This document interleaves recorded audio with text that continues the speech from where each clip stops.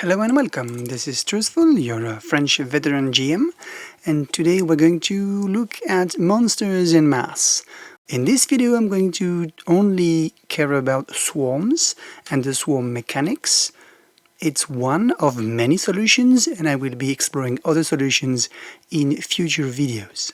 Swarms have a history in D&D and they have a definition that is no longer explicitly there in the D&D 2024 Monster Manual, but it goes about something like this. A swarm is a collection of fine diminutive or tiny creatures that acts as a single creature. They have characteristics of its type, and they will have one common hit dice pool, hit points, one initiative, one speed, one armor class, and they do saving throws as one single creature. I'm going to use the swarms in the Monster Manual to show how the 2024 considers swarms and what particularities they have. For instance, a swarm of bats is written in the same way as many of the swarms. They have a swarm trait, which is the closest thing you have to a definition about swarms in the 2024, and it mentioned that they can occupy another creature's space and vice versa. They cannot regain hit points or gain temporary HP. The swarms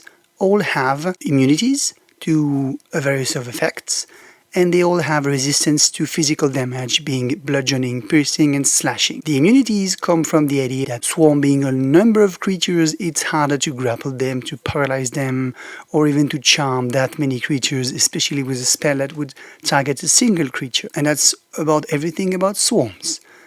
The interest about swarms for GMs is when you have too many monsters to take care of and to manage, the game is going to be slowed consequently and sometimes to a halt in such a way that players are going to have the time to go take a shower, do the laundries before they take any other turn, because the GM is going to be handling about a dozen or 20 or more creatures, and they cannot do this in a simple or seamless fashion unless they use some ways of managing monster en masse. The swarms are one solution. The swarms have a number of issues though. What if you would like your swarm to be able to split or to have effects on more than one creature? And what happens when there's only a few left? So should they be able to hit as hard or do as much as they used to do when there were 100 of them? The basic answer is to use the blooded condition, meaning that when the swarm is under 50% of HP, they have a reduced damage effect, usually half of what they used to do. Expanding on this idea, here is one of my versions of cutlery swarms. They have abilities that depend on how much HP they have, and I've specified a mention with S and S plus to indicate at which level of HP each features or each abilities would function and how they would function. For instance, this swarm does a buckload of damage if they're all together, and they reduce consequently the damage as soon as there's less than the specified HP level. And the way to consider the swarm effect is to grant them a better size. The stat block of the token used is considered large on the terrain, even though the creatures within it are tiny, meaning that the swarm takes a number of space, and taking this space, they can act as an area of effect. Most of the swarms, as the D&D Monster Manual proposed them, do not have area of effects, and that's one of the issues. What if your swarm would like to affect more than one person? Well, to do so, they're going to need to have features for that. And that's simply done by adding for them an area of effect or the possibility to dish out their damage in between the creatures affected within their space. For instance, in the swarm of cutlery, knives and forks that I've used, the damage they do is an area damage that can be divided between the persons. Another issue is about the spells. If a swarm of bats is, for instance, 100 bats, and you cast a fireball, the fireball is going to still do the same amount of damage. The simplest way to answer this is to give low HP to swarms, and if they have low HP, then one fireball is going to dispense all of them.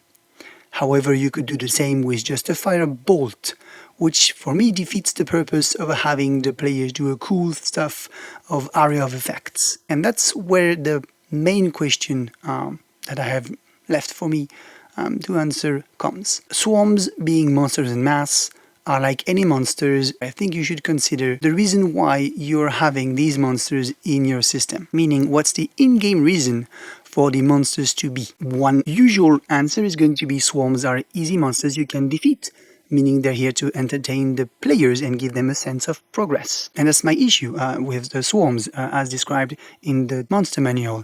Their resistance to physical damage means your physical or fighty types of heroes are less effective than your mage or magical effects to the groups, and that's somewhat unfair. One solution to that is to make swarms that are going to be a pest for mage also, or for magical users as well, and that's one of the things you can consider when you look at why is the swarm here.